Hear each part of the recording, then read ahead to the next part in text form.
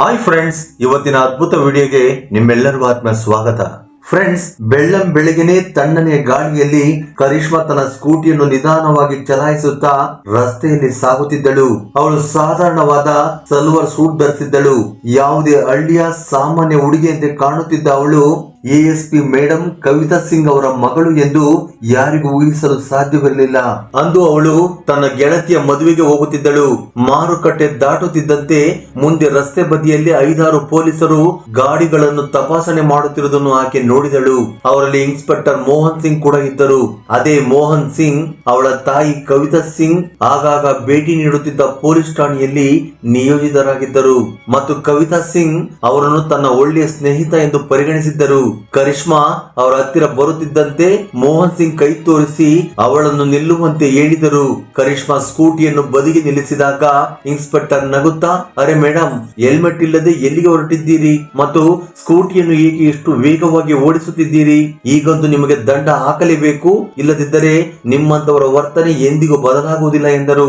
ಆಗ ಕರಿಷ್ಮಾ ವಿನಮ್ರವಾಗಿ, ಸರ್ ಕ್ಷಮಿಸಿ, ನಾನು ಅವಸರದಲ್ಲಿದ್ದೆ, ಅದಕ್ಕೆ ಹೆಲ್ಮೆಟ್ ಮರೆತು ಬಿಟ್ಟೆ. ಹತ್ತಿರದಲ್ಲೇ ಒಂದು ಮದುವೆಗೆ ಹೋಗುತ್ತಿದ್ದೇನೆ, ದಯವಿಟ್ಟು ಬಿಟ್ಟು ಬಿಡಿ. ಮತ್ತು ನಾನು ಸ್ಕೂಟಿಯನ್ನು ವೇಗವಾಗಿ ಓಡಿಸುತ್ತಿರಲಿಲ್ಲ, ಕೇವಲ 30 ಕಿಲೋಮೀಟರ್ ವೇಗದಲ್ಲಿದ್ದೆ ಎಂದು ಹೇಳುತ್ತಾಳೆ. ಆದರೆ ಇನ್ಸ್ಪೆಕ್ಟರ್ ಮೋಹನ್ ಸಿಂಗ್ ಕೆರಳಿ, ನೀನು ನನಗೆ ಕಾನೂನು ಪಾಠ ಕಲಿಸುತ್ತಿದ್ದೀಯಾ? ಹೆಚ್ಚು ಮಾತನಾಡಬೇಡ, ಏನು ಹೇಳಿದ್ದೇನೋ ಅದನ್ನು ಕೇಳು. ಅಹಂಕಾರಿ ಹುಡುಗಿ, ಹೆಚ್ಚು ಸೊಕ್ಕು ತೋರಿಸುತ್ತಿದ್ದೀಯಾ ಎಂದು ಹೇಳಿ ಕೋಪದಲ್ಲಿ ಕರಿಷ್ಮಳ ಕೆನ್ನೆಗೆ ಬಲವಾಗಿ ಒಂದು ಪೆಟ್ಟು ಕೊಟ್ಟನು. ಅವಳು ಸಾಮಾನ್ಯ ಹುಡುಗಿಯಲ್ಲ, ASP ಕವಿತಾ ಸಿಂಗ್ ಅವರ ಮಗಳು ಎಂಬುದು ಅವರಿಗೆ ಇನ್ನೂ ತಿಳಿದಿರಲಿಲ್ಲ.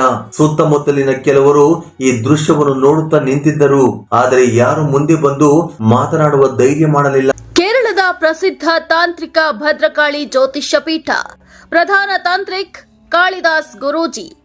ಪ್ರೇಮ ವೈಫಲ್ಯ, ಇಷ್ಟಪಟ್ಟವರು ನಿಮ್ಮಂತೆ ಆಗಲು, ಗಂಡ ಹೆಂಡತಿ ಗುಪ್ತ ಸಮಸ್ಯೆ, ಸ್ತ್ರೀ ಪುರುಷ ವಶೀಕರಣ, ಮಕ್ಕಳು ನಿಮ್ಮ ಮಾತು ಕೇಳುವಂತಾಗಲು, ಅತ್ತೆ ಸೊಸೆ ಕಲಹ, ಗಂಡನ ಪರಸ್ತ್ರೀ ಸಹವಾಸ ಬಿಡಿಸಲು, ಇಷ್ಟಪಟ್ಟವರ ಜೊತೆ ಮದುವೆ, ಅನೈತಿಕ ಸಂಬಂಧ ಪರಿಹಾರ, ಪ್ರೀತಿಯಲ್ಲಿ ಮೋಸ, ಏನು ನಿಮ್ಮ ಜೀವನದ ಕಠಿಣ ಗುಪ್ತ ಸಮಸ್ಯೆಗಳಿಗೆ ನಮ್ಮಿಂದ 2 ದಿನದಲ್ಲಿ ಪರಿಹಾರ ಸಾಧ್ಯ.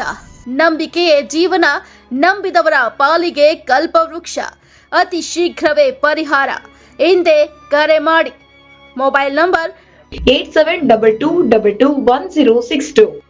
ಇನ್ಸ್ಪೆಕ್ಟರ್ ಕಿರಿಚುತ್ತಾ, ನಿನ್ನ ಮನಸ್ಸಿಗೆ ಬಂದಾಗೆ ಸ್ಕೂಟಿಯನ್ನು ಓಡಿಸಲು ಇದು ನಿನ್ನ ಅಪ್ಪನ ರಸ್ತೆಯೇ, ನಾಟಕವಾಡಬೇಡ, ಇಲ್ಲದಿದ್ದರೆ ಈಗಲೇ ಜೈಲಿಗೆ ಕಳಿಸುತ್ತೇನೆ. ಬೇಗ 5,000 ರೂಪಾಯಿ ಫೈನ್ ಕಟ್ಟು, ಇಲ್ಲದಿದ್ದರೆ ಸ್ಕೂಟಿ ಜೊತೆಗೆ ನಿನ್ನನ್ನು ಲಾಕಪ್ಗೆ ಹಾಕುತ್ತೇನೆ ಎಂದನು. ಆಗ ಕರಿಷ್ಮಾ ಆಘಾತಕ್ಕೊಳಗಾದಳು. ಈ ಇನ್ಸ್ಪೆಕ್ಟರ್ ಕಾನೂನನ್ನು ದುರುಪಯೋಗಪಡಿಸಿಕೊಳ್ಳುತ್ತಿದ್ದು ತನ್ನ ಅಹಂಕಾರದಲ್ಲಿ ಮುಳುಗಿದ್ದಾರೆ ಎಂದು ಅವಳಿಗೆ ಅರ್ಥವಾಯಿತು. ಅವಳು ಶಾಂತ ಸ್ವರದಲ್ಲಿ, ಸರ್, ದಯವಿಟ್ಟು ನನ್ನನ್ನು ಹೋಗಲು ಬಿಡಿ, ನನ್ನ ಬಳಿ 5,000 ರೂಪಾಯಿ ಕೊಡುವಷ್ಟು ಹಣವಿಲ್ಲ ಮತ್ತು ಅಂತಹ ಸಣ್ಣ ತಪ್ಪಿಗೆ ಇಷ್ಟು ದೊಡ್ಡ ಫೈನ್ ಇರುವುದಿಲ್ಲ ಎಂದಳು. ಇದನ್ನು ಕೇಳಿದ ಮೋಹನ್ ಸಿಂಗ್ ಇನ್ನಷ್ಟು ಕೆರಳಿ, ನಿನಗೆ ಪಾಠ ಕಲಿಸಬೇಕು ಅನಿಸುತ್ತದೆ. ನಿನ್ನಂತ ಹುಡುಗಿಯರನ್ನು ನಾನು ತುಂಬಾ ನೋಡಿದ್ದೇನೆ. ಹೆಲ್ಮೆಟ್ ಹಾಕಲು ಬರುವುದಿಲ್ಲ, ಅದರ ಮೇಲೆ ನಾಲಿಗೆ ಆಡಿಸುತ್ತೀಯಾ? ಈಗ ಫೈನ್ ಕಟ್ಟದಿದ್ದರೆ ಲಾಕಪ್ಗೆ ಹಾಕುತ್ತೇನೆ, ಏನು ಮಾಡಿಕೊಳ್ಳುತ್ತೀಯೋ ನೋಡೋಣ ಎಂದು ಹೇಳಿ ಪಕ್ಕದಲ್ಲಿದ್ದ ಕಾನ್ಸ್ಟೇಬಲ್ ಗೆ ಸನ್ನೆ ಮಾಡಿದರು. ನಡಿ, ಇವಳನ್ನು ಠಾಣೆಗೆ ಕರೆದೊಯ್ಯೋಣ, ತುಂಬಾ ಹಾರಾಡುತ್ತಿದ್ದಾಳೆ, ಇವಳ ಸೊಕ್ಕನ್ನು ಇಳಿಸಬೇಕೆಂದು ಇನ್ಸ್ಪೆಕ್ಟರ್ ಮೋಹನ್ ಸಿಂಗ್ ಕೋಪದಲ್ಲಿ ಇಬ್ಬರು ಕಾನ್ಸ್ಟೇಬಲ್ ಗಳಿಗೆ ಸನ್ನೆ ಮಾಡಿದರು. ಆಗ ಇಬ್ಬರು ಕಾನ್ಸ್ಟೇಬಲ್ ಗಳು ಮುಂದೆ ಬಂದು ಕರಿಷ್ಮಳ 2 ಕೈಗಳನ್ನು ಹಿಡಿದರು. ಕರಿಷ್ಮಾ ತನ್ನ ಕೈಗಳನ್ನು ಬಿಡಿಸಿಕೊಳ್ಳುತ್ತಾ, ನನ್ನನ್ನು ಮುಟ್ಟಬೇಡಿ, ನಾನು ಯಾರೆಂದು ನಿಮಗೆ ತಿಳಿದಿಲ್ಲ. ನಿಮ್ಮ ಒಳ್ಳೆಯದನ್ನು ಬಯಸುವುದಾದರೆ ನನ್ನನ್ನು ಹೋಗಲು ಬಿಡಿ, ಇಲ್ಲದಿದ್ದರೆ ಏನಾಗುತ್ತದೆಯೋ ಅದನ್ನು ನೀವು ಊಹಿಸಲು ಸಾಧ್ಯವಿಲ್ಲ ಎಂದಳು. ಇದನ್ನು ಕೇಳಿ ಇನ್ಸ್ಪೆಕ್ಟರ್ ಮುಖ ಕೆಂಪಾಯಿತು. ಆತ ಮತ್ತೆ ಕೆರಳುತ್ತಾ ಕರಿಷ್ಮಳ ಕೆನ್ನೆಗೆ ಮತ್ತೊಮ್ಮೆ ಹೊಡೆದರು. ಕರಿಷ್ಮಾ ಅಲ್ಲಿಯವರೆಗೂ ಎಲ್ಲವನ್ನು ಸಹಿಸಿಕೊಂಡಿದ್ದಳು, ಆದರೆ ಈ ಅಹಂಕಾರ ಇನ್ಸ್ಪೆಕ್ಟರ್ಗೆ ಕಾನೂನಿನ ಮೂಲಕವೇ ಪಾಠ ಕಲಿಸಬೇಕೆಂದು ಮನಸ್ಸಿನಲ್ಲಿ ನಿರ್ಧಾರ ಮಾಡಿದಳು. ಪೆಟ್ಟು ತಿಂದ ನಂತರ ಕರಿಷ್ಮಾ ಸ್ವಲ್ಪ ಭಯಭೀತಳಾದಳು, ಆದರೆ ತನ್ನನ್ನು ತಾನು ಸಹಿಸಿಕೊಂಡಳು. ಅವಳು ದೃಢವಾದ ಧ್ವನಿಯಲ್ಲಿ, ನೀವು ಕಾರಣವಿಲ್ಲದೆ ಒಬ್ಬ ಹುಡುಗಿಯ ಮೇಲೆ ಕೈ ಎತ್ತುತ್ತಿದ್ದೀರಿ, ಇದಕ್ಕೆ ನಿಮಗೆ ಖಂಡಿತ ಶಿಕ್ಷೆಯಾಗುತ್ತದೆ, ನಂತರ ತುಂಬಾ ಪಶ್ಚಾತ್ತಾಪ ಪಡುತ್ತೀರಿ, ಇನ್ನು ಸಮಯವಿದೆ, ನಿಮ್ಮನ್ನು ನೀವು ತಿದ್ದಿಕೊಳ್ಳಿ ಎಂದಳು. ಆದರೆ ಮೋಹನ್ ಸಿಂಗ್ ಇನ್ನಷ್ಟು ಕೆರಳಿ ತುಂಬಾ ಮಾತನಾಡುತ್ತಿದ್ದಾಳೆ, ಕರೆದುಕೊಂಡು ಹೋಗಿ ಇವಳನ್ನು ಎಂದರು. ಕಾನ್ಸ್ಟೇಬಲ್ಗಳು ಕರಿಷ್ಮಳನ್ನು ಗಟ್ಟಿಯಾಗಿ ಹಿಡಿದು ಠಾಣೆಯತ್ತ ಕರೆದೊಯ್ದರು. ಠಾಣೆಗೆ ತಲುಪಿದ ತಕ್ಷಣ ಮೋಹನ್ ಸಿಂಗ್ ಗಟ್ಟಿಯಾಗಿ, ಎಲ್ಲರೂ ಎಲ್ಲಿ ಸತ್ತಿದ್ದೀರಿ, ಬೇಗ ಚಹಾ ತನ್ನಿ, ಒಬ್ಬ ವಿಶೇಷ ಅತಿಥಿಯನ್ನು ಕರೆತಂದಿದ್ದೇವೆ, ಅವರಿಗೆ ಉಪಚಾರ ಚೆನ್ನಾಗಿ ಮಾಡಬೇಕು ಎಂದರು. ಒಬ್ಬ ಕಾನ್ಸ್ಟೇಬಲ್ ಓಡಿ ಹೋಗಿ ಚಹಾ ತಂದನು. ಆಗ ಮೋಹನ್ ಸಿಂಗ್ ಆರಾಮಾಗಿ ಡೆಸ್ಕ್ ಮೇಲೆ ಕುಳಿತುಕೊಂಡರು. ಈಗ ನಿನಗೆ ನಮ್ಮ ಶಕ್ತಿಯನ್ನು ತೋರಿಸುತ್ತೇವೆ, ಕಾನೂನಿನೊಂದಿಗೆ ಜಗಳವಾಡುತ್ತಿದ್ದೀಯಲ್ಲವೇ, ಈಗ ನಿನ್ನ ಯೋಗ್ಯತೆ ಏನು ಎಂದು ತಿಳಿಯುತ್ತದೆ ಎಂದು ಹೇಳಿ ಅವನು ಕರಿಷ್ಮಾ ವಿರುದ್ಧ ಸುಳ್ಳು ದೂರು ದಾಖಲಿಸಿ, ನೋಡಿದೆಯಾ, ರಿಪೋರ್ಟ್ ಸಿದ್ಧವಾಗಿದೆ, ಈಗ ಇವಳನ್ನು ಒಳಗೆ ಹಾಕಿ ಇವಳ ಅಹಂಕಾರವನ್ನೆಲ್ಲ ಇಳಿಸುತ್ತೇವೆ ಎಂದರು. ಸ್ವಲ್ಪ ಸಮಯದಲ್ಲೇ ಕರಿಷ್ಮಳನ್ನು ಒಂದು ಕೊಳಕು ಕತ್ತಲೆಯ ಲಾಕಪ್ ನಲ್ಲಿ ಹಾಕಲಾಯಿತು. ಅಲ್ಲಿ ದೊಡ್ಡ ಸೊಳ್ಳೆಗಳು ಗುಯಿಗುಡುತ್ತಿದ್ದವು ಮತ್ತು ದುರ್ವಾಸನೆಯಿಂದ ಉಸಿರಾಡಲು ಕಷ್ಟವಾಗುತ್ತಿತ್ತು. ಸಮಯ ನಿಧಾನವಾಗಿ ಕಳೆಯುತ್ತಿತ್ತು. ಆಗ ಠಾಣೆಯ ಬಾಗಿಲು ತೆರೆಯಿತು. ಒಳಗೆ SHO ರವಿ ಸಿಂಗ್ ಬಂದರು.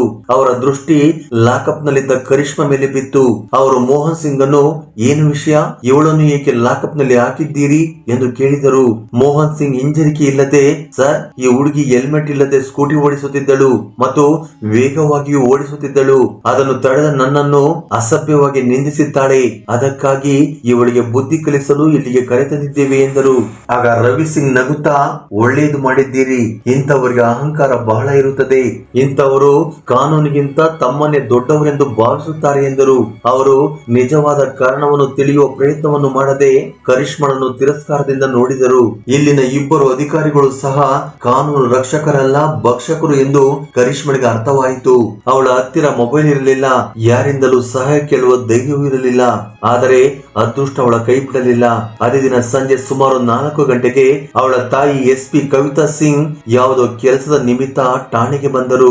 ಠಾಣೆಯೊಳಗೆ ಪ್ರವೇಶ ಮಾಡುತ್ತಿದ್ದಂತೆ ಲಾಕಪ್ ನಲ್ಲಿ ಸಲ್ವರ್ ಸೂಟ್ ಧರಿಸಿ ನಿಂತಿದ್ದ ಆ ಹುಡುಗಿಯ ಮೇಲೆ ಅವರ ದೃಷ್ಟಿ ಬಿತ್ತು. ಅವರು ತಕ್ಷಣ ಅವಳನ್ನು ಗುರುತಿಸಿದರು. ಅದು ಅವರ ಮಗಳು ಕರಿಷ್ಮಾ. ಕವಿತಾ ಸಿಂಗ್ ತಕ್ಷಣ ಲಾಕಪ್ ನತ್ತ ಧಾವಿಸಿ ಆಶ್ಚರ್ಯದಿಂದ, ಕರಿಷ್ಮಾ, ನೀನು ಇಲ್ಲಿ ಏನು ಮಾಡುತ್ತಿದ್ದೀಯಾ, ನಿನ್ನನ್ನು ಯಾರು ಲಾಕಪ್ಗೆ ಹಾಕಿದ್ದು, ಏನಾಯಿತು ಎಂದು ಕೇಳಿದಳು. ಪಕ್ಕದಲ್ಲಿ ನಿಂತಿದ್ದ ಒಬ್ಬ ಕಾನ್ಸ್ಟೇಬಲ್ ಇದೆಲ್ಲವನ್ನು ಕೇಳಿಸಿಕೊಂಡು, ಹೀಗೆ ಸಾಮಾನ್ಯ ಹುಡುಗಿಯಲ್ಲ, ASP ಮೇಡಮ್ ಅವರ ಮಗಳು ಎಂದು ತಕ್ಷಣ ಅರ್ಥ ಮಾಡಿಕೊಂಡನು. ಅವನು ಓಡುತ್ತಾ ಮೋಹನ್ ಸಿಂಗ್ ಬಳಿ ಹೋಗಿ ಎಲ್ಲವನ್ನು ತಿಳಿಸಿದನು. ಮೋಹನ್ ಸಿಂಗ್ ಅವರ ಮುಖ ಬೆಳ್ಳಗಾಯಿತು. ಅವರು ಹೆದರಿಕೆಯಿಂದ ಓಡುತ್ತಾ ಲಾಕಪ್ ಬಳಿ ಬಂದು, SP ಮೇಡಮ್, ಈ ಹುಡುಗಿ ರಸ್ತೆಯಲ್ಲಿ ಅಸಭ್ಯವಾಗಿ ವರ್ತಿಸುತ್ತಿದ್ದಳು, ಕಾನೂನು ಮುರಿದು ಸ್ಕೂಟಿ ಓಡಿಸುತ್ತಿದ್ದಳು. ನಾವು ತಡೆದು ತಿಳಿ ಹೇಳಿದಾಗ ನಮಗೆ ಬೈದು, ನಿಮಗೆ ಗೊತ್ತಿಲ್ಲ ನಾನು ಯಾರೆಂದು, ನಿಮ್ಮೆಲ್ಲರನ್ನು ಸಸ್ಪೆಂಡ್ ಮಾಡಿಸುತ್ತೇನೆ ಎಂದು ಬೆದರಿಕೆ ಹಾಕಿದಳು. ತುಂಬಾ ಅಹಂಕಾರ ತೋರಿಸುತ್ತಿದ್ದಳು. ಅದಕ್ಕೆ ಲಾಕಪ್ ನಲ್ಲಿ ಹಾಕಿದೆವು ಎಂದರು. ಕವಿತಾ ಸಿಂಗ್ ಅವರ ಮುಖ ಕೋಪದಿಂದ ಕೆಂಪಾಯಿತು. ಇವಳು ನನ್ನ ಮಗಳು ಮತ್ತು ನೀವು ಮಾಡಿದ್ದು ಸಂಪೂರ್ಣವಾಗಿ ತಪ್ಪು ಎಂದರು. ಇದನ್ನು ಕೇಳುತ್ತಿದ್ದಂತೆ ಮೋಹನ್ ಸಿಂಗ್ ಅವರ ಕೈಕಾಲುಗಳು ನಡುಗಲಾರಂಭಿಸಿದವು. ಅವರು ತಕ್ಷಣ ಕೈ ಮುಗಿದು, ಮೇಡಮ್, ಇವರು ನಿಮ್ಮ ಮಗಳು ಎಂದು ನನಗೆ ತಿಳಿದಿರಲಿಲ್ಲ, ಕ್ಷಮಿಸಿಬಿಡಿ, ಮುಂದೆ ಹೀಗಾಗುವುದಿಲ್ಲ. ನಾನು ಇವಳನ್ನು ಯಾವುದೋ ಹಳ್ಳಿಯ ಸಾಮಾನ್ಯ ಹುಡುಗಿ ಎಂದು ಭಾವಿಸಿದ್ದೆ, ಆದ್ದರಿಂದಲೇ ಅವಳನ್ನು ಬಂಧಿಸಿದ್ದೆ. ಸರಿ, ನಾನು ಈಗ ಲಾಕಪ್ ತೆರೆದು ಅವಳನ್ನು ಬಿಟ್ಟು ಬಿಡುತ್ತೇನೆ ಎಂದನು. ಆದರೆ ಕವಿತಾ ಸಿಂಗ್ ಕಠಿಣ ಧ್ವನಿಯಲ್ಲಿ, ಲಾಕಪ್ ತೆರೆಯುವ ಅಗತ್ಯವಿಲ್ಲ, ಇನ್ನು ಮುಂದೆ ಏನು ಮಾಡಬೇಕೋ ಅದನ್ನು ನಾನು ಮಾಡುತ್ತೇನೆ. ನೀವು ಮಾಡಿದ್ದು ಕಾನೂನು ಮತ್ತು ಮಾನವೀಯತೆ ಎರಡಕ್ಕೂ ವಿರುದ್ಧವಾಗಿದೆ ಎಂದು ಹೇಳಿ ಅವರು ಜೋರಾಗಿ ಕೂಗಿದರು. SO ರವಿ ಸಿಂಗ್ ಎಲ್ಲಿದ್ದಾರೆ? ಆಗ ರವಿ ಸಿಂಗ್ ಹತ್ತಿರ ಬಂದು ನಿಂತರು. ಹೇಳಿ ಮೇಡಮ್, ಕವಿತಾ ಸಿಂಗ್ ಅವರ ಕಣ್ಣುಗಳಲ್ಲಿ ನೋಡುತ್ತಾ ಹೇಳಿದರು. ಹೇಳಿ ಮೇಡಮ್ ಎಂದನು. ಕವಿತಾ ಸಿಂಗ್ ಅವರ ಕಣ್ಣುಗಳನ್ನು ನೋಡುತ್ತಾ, ನೀವು ನನ್ನ ಮಗಳನ್ನು ಲಾಕಪ್ ನಲ್ಲಿ ಏಕೆ ಹಾಕಿದ್ದೀರಿ? ಇದನ್ನು ಹೇಳುತ್ತಿದ್ದಂತೆ ಹತ್ತಿರ ನಿಂತಿದ್ದ ಒಬ್ಬ ಕಾನ್ಸ್ಟೇಬಲ್ ಬೇಗನೆ ಬೀಗ ತೆಗೆದು ಕರಿಷ್ಮಳನ್ನು ಹೊರಗೆ ಕರೆತಂದನು. ಕರಿಷ್ಮಾ ಹೊರಗೆ ಬಂದ ತಕ್ಷಣ ತನ್ನ ತಾಯಿ ಬಳಿಗೆ ಹೋಗಿ ನಡೆದ ಘಟನೆಯನ್ನೆಲ್ಲ ವಿವರಿಸಿದಳು. ರಸ್ತೆಯಲ್ಲಿ ತಡೆದಿದ್ದು, ಕಾರಣವಿಲ್ಲದೆ ಫೈನ್ ಬೆದರಿಕೆ ಹಾಕಿದ್ದು, ಕಪಾಳ ಮೋಕ್ಷ ಮಾಡಿದ್ದು ಮತ್ತು ಕೆಟ್ಟದಾಗಿ ಮಾತನಾಡಿದ್ದು ಎಲ್ಲವನ್ನು ಹೇಳಿದಳು. ಎಲ್ಲವನ್ನು ಕೇಳಿದ ಕವಿತಾ ಸಿಂಗ್ಗೆ ಮೋಹನ್ ಸಿಂಗ್ ಮತ್ತು ರವಿ ಸಿಂಗ್ ಇಬ್ಬರು ತಮ್ಮ ಸಮವಸ್ತ್ರ ಮತ್ತು ಹುದ್ದೆಯನ್ನು ದುರುಪಯೋಗಪಡಿಸಿಕೊಂಡಿದ್ದಾರೆ ಎಂದು ಅರ್ಥವಾಯಿತು. ಅವರೊಳಗಿನ ಅಧಿಕಾರಿಯ ಮತ್ತು ತಾಯಿಯ ಕೋಪ ಒಂದೇ ಬಾರಿಗೆ ಉಕ್ಕಿ ಬಂತು. ಅವರು ಮನಸ್ಸಿನಲ್ಲಿ ನಿರ್ಧಾರ ಮಾಡಿದರು, ಇವರಿಬ್ಬರಿಗೂ ಅವರ ನಿಜವಾದ ಸ್ಥಾನವನ್ನು ತೋರಿಸಲೇಬೇಕು. ಕಾರಣವಿಲ್ಲದೆ ನನ್ನ ಮಗಳ ಮೇಲೆ ಕೈ ಎತ್ತಿದ್ದಾರೆ, ಅದು 2 ಬಾರಿ, ಮತ್ತು ಕಾನೂನನ್ನು ಕಾನೂನನ್ನು ಗಾಳಿಗೆ ತೂರಿದ್ದಾರೆ. ಈಗ ಇವರಿಗೆ ಶಿಕ್ಷೆಯಾಗಲೇಬೇಕು. ಗಂಭೀರವಾದ ಧ್ವನಿಯಲ್ಲಿ, ಈಗ ನೀವು ತಪ್ಪಿಸಿಕೊಳ್ಳಲು ಸಾಧ್ಯವಿಲ್ಲ. ನೀವು ಕಾನೂನನ್ನು ದುರುಪಯೋಗಪಡಿಸಿಕೊಂಡಿದ್ದೀರಿ ಮತ್ತು ಒಬ್ಬ ಹುಡುಗಿಯ ಮೇಲೆ ಕೈ ಎತ್ತಿದ್ದೀರಿ. ನಾನು ನಿಮ್ಮನ್ನು ಸಸ್ಪೆಂಡ್ ಮಾಡಿಯೇ ತೀರುತ್ತೇನೆ. ನಂತರ ಅವರು ತಕ್ಷಣ ತಮ್ಮ ಮೊಬೈಲ್ ನಿಂದ ಜಿಲ್ಲಾಧಿಕಾರಿ ಸಾಹೇಬರಿಗೆ ಕರೆ ಮಾಡಿ ಇಡೀ ಘಟನೆಯ ಬಗ್ಗೆ ಮಾಹಿತಿ ನೀಡಿದರು. ಠಾಣೆಯ ವಾತಾವರಣವು ಇದ್ದಕ್ಕಿದ್ದಂತೆ ಸ್ತಬ್ಧವಾಯಿತು. ಈ ಪ್ರಕರಣದಲ್ಲಿ ಯಾರು ಪಾರಾಗಲು ಸಾಧ್ಯವಿಲ್ಲವೆಂದು ಪ್ರತಿಯೊಬ್ಬ ಪೊಲೀಸ್ಗೂ ಅನಿಸುತ್ತಿತ್ತು. ಭಾರಿ ಮೌನ ಆವರಿಸಿತ್ತು.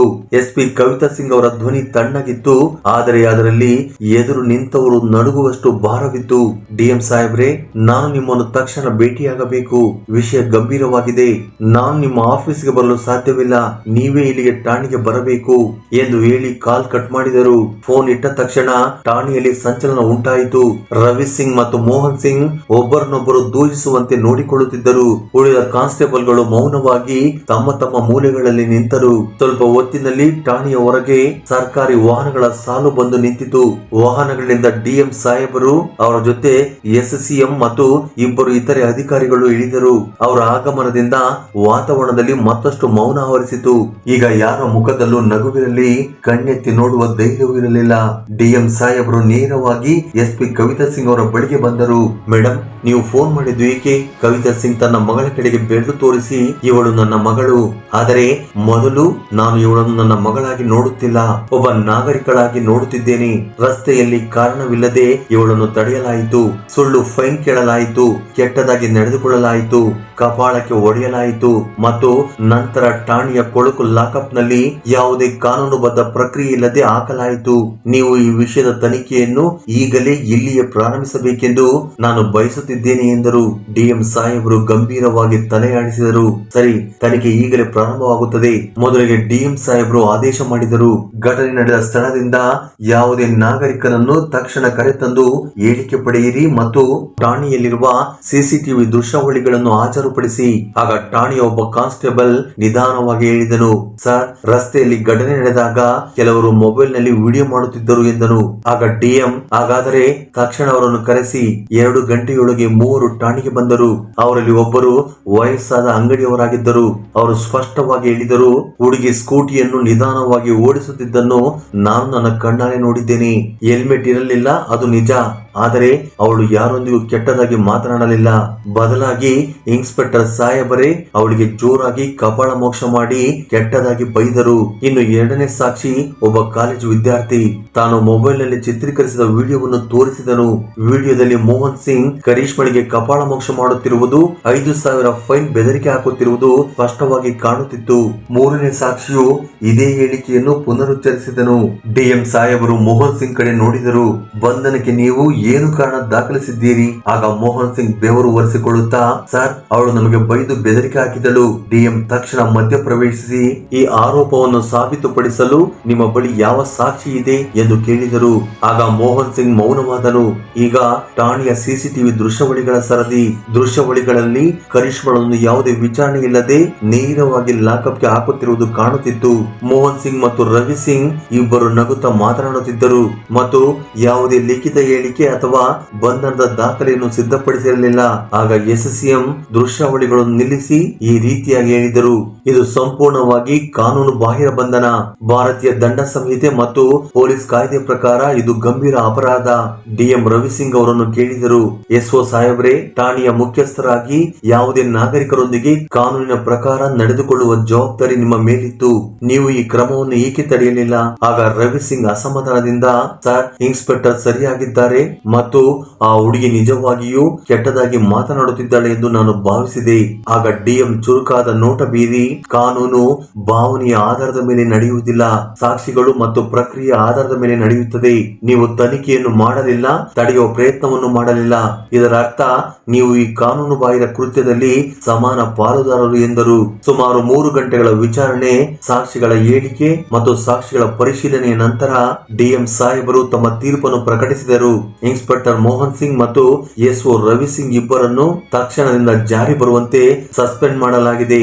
ಇವರ ವಿರುದ್ಧ ಇಲಾಖೆ ತನಿಖೆ ಮತ್ತು ಐಪಿಸಿ ಸೆಕ್ಷನ್ 323 ಹಲ್ಲೆ, 341 ಕಾನೂನು ಬಾಹಿರವಾಗಿ ತಡೆಯುವುದು ಮತ್ತು 166 ಕಾನೂನಿಗೆ ವಿರುದ್ಧವಾದ ಕ್ರಮ ಅಡಿಯಲ್ಲಿ ಪ್ರಕರಣ ದಾಖಲಿಸಲಾಗುವುದು. ಠಾಣೆಯಲ್ಲಿದ್ದ ಎಲ್ಲ ಪೊಲೀಸರು ಮೊದಲ ಬಾರಿಗೆ ಸಮವಸ್ತ್ರ ಧರಿಸಿದವರು ಕಾನೂನಿನ ಮುಂದೆ ತಲೆಬಾಗುವುದನ್ನು ನೋಡಿದರು. ಮೋಹನ್ ಸಿಂಗ್ ಮತ್ತು ರವಿ ಸಿಂಗ್ ಮುಖ ಕಳೆದುಕೊಂಡು ತಲೆ ತಗ್ಗಿಸಿ ಮೌನವಾಗಿ ನಿಂತರು. ಕವಿತಾ ಸಿಂಗ್ ತನ್ನ ಮಗಳನ್ನು ನೋಡಿದರು. ಅವರ ಕಣ್ಣುಗಳಲ್ಲಿ ಹೆಮ್ಮೆ ಮತ್ತು ಚಿಂತೆ ಎರಡೂ ಇದ್ದವು. ಮಗಳೇ, ಇಂದು ನೀನು ಬಹಳಷ್ಟು ಸಹಿಸಿಕೊಂಡೆ, ಆದರೆ ಯಾವುದೇ ತಪ್ಪು ಬೇಡಿಕೆಯ ಮುಂದೆ ನೀನು ತಲೆಬಾಗಲಿಲ್ಲ. ಇದೇ ಧೈರ್ಯವನ್ನು ಒಬ್ಬ ಸಾಮಾನ್ಯ ನಾಗರಿಕನು ಹೊಂದಿರಬೇಕು. ಕರಿಷ್ಮಳು ಒಂದು ಸಣ್ಣ ನಗು ಬೀರಿದಳು. ಅಮ್ಮ, ಕಾನೂನಿನ ಸರಿಯಾದ ಬಳಕೆ ಎಷ್ಟು ಮುಖ್ಯ ಮತ್ತು ಅದು ಕೆಟ್ಟ ಕೈ ಸೇರಿದರೆ ಎಷ್ಟು ಅಪಾಯಕಾರಿ ಎಂದು ಇಂದು ನನಗೆ ಅರ್ಥವಾಯಿತು. ಡಿಎಂ ಸಾಹೇಬರು ಹೋಗುವಾಗ ಈ ರೀತಿಯಾಗಿ ಹೇಳಿದರು. ಈ ಪ್ರಕರಣವು ಇಡೀ ಜಿಲ್ಲೆಗೆ ಒಂದು ಮಾದರಿಯಾಗಲಿದೆ. ಕಾನೂನು ಎಲ್ಲರಿಗೂ ಸಮಾನ, ಅದು ಪೊಲೀಸ್ ಆಗಿರಲಿ ಅಥವಾ ಸಾಮಾನ್ಯ ನಾಗರಿಕರಾಗಿರಲಿ. ಆ ದಿನದ ನಂತರ ಆ ಠಾಣೆಯ ಪ್ರತಿಯೊಬ್ಬ ಪೊಲೀಸ್ ಸಿಬ್ಬಂದಿಯ ನಡವಳಿಕೆಯಲ್ಲಿ ಬದಲಾವಣೆ ಕಂಡು ಬಂತು. ಯಾರು ಕಾರಣವಿಲ್ಲದೆ ಫೈನ್ ಹಾಕುವ ಅಥವಾ ಬೆದರಿಕೆ ಹಾಕುವ ಧೈರ್ಯ ಮಾಡುತ್ತಿರಲಿಲ್ಲ. ಏಕೆಂದರೆ ಕಾನೂನಿನ ಕನ್ನಡಿ ಎಲ್ಲರನ್ನು ಒಂದೇ ರೀತಿ ತೋರಿಸುತ್ತದೆ ಎಂಬುದನ್ನು ಎಲ್ಲರೂ ನೋಡಿದ್ದರು. ಕೇರಳದ ಪ್ರಸಿದ್ಧ ತಾಂತ್ರಿಕ ಭದ್ರಕಾಳಿ ಜ್ಯೋತಿಷ್ಯ ಪೀಠ ಪ್ರಧಾನ ತಾಂತ್ರಿಕ್ ಕಾಳಿದಾಸ್ ಗುರೂಜಿ. ಪ್ರೇಮ ವೈಫಲ್ಯ, ಇಷ್ಟಪಟ್ಟವರು ನಿಮ್ಮಂತೆ ಆಗಲು, ಗಂಡ ಹೆಂಡತಿ ಗುಪ್ತ ಸಮಸ್ಯೆ, ಸ್ತ್ರೀ ಪುರುಷ ವಶೀಕರಣ, ಮಕ್ಕಳು ನಿಮ್ಮ ಮಾತು ಕೇಳುವಂತಾಗಲು, ಅತ್ತೆ ಸೊಸೆ ಕಲಹ, ಗಂಡನ ಪರಸ್ತ್ರೀ ಸಹವಾಸ ಬಿಡಿಸಲು, ಇಷ್ಟಪಟ್ಟವರ ಜೊತೆ ಮದುವೆ, ಅನೈತಿಕ ಸಂಬಂಧ ಪರಿಹಾರ, ಪ್ರೀತಿಯಲ್ಲಿ ಮೋಸ, ಏನು ನಿಮ್ಮ ಜೀವನದ ಕಠಿಣ ಗುಪ್ತ ಸಮಸ್ಯೆಗಳಿಗೆ ನಮ್ಮಿಂದ 2 ದಿನದಲ್ಲಿ ಪರಿಹಾರ ಸಾಧ್ಯ. ನಂಬಿಕೆಯೇ ಜೀವನ, ನಂಬಿದವರ ಪಾಲಿಗೆ ಕಲ್ಪವೃಕ್ಷ. ಅತಿ ಶೀಘ್ರವೇ ಪರಿಹಾರ. ಹಿಂದೆ ಕರೆ ಮಾಡಿ. Mobile number 8722221062. ಫ್ರೆಂಡ್ಸ್, ಈ ಅದ್ಭುತವಾದ ವಿಡಿಯೋ ಬಗ್ಗೆ ನಿಮ್ಮ ಅಭಿಪ್ರಾಯ ಅನಿಸಿಕೆಗಳನ್ನು ಕಮೆಂಟ್ ಬಾಕ್ಸ್ ಅಲ್ಲಿ ಕಮೆಂಟ್ ಮಾಡಿ. ಹಾಗೆ ಈ ವಿಡಿಯೋ ನಿಮಗೆ ಇಷ್ಟವಾಗಿದ್ದರೆ ದಯವಿಟ್ಟು ಲೈಕ್ ನೀಡುವುದನ್ನು ಮರೆಯಬೇಡಿ. ಧನ್ಯವಾದಗಳು.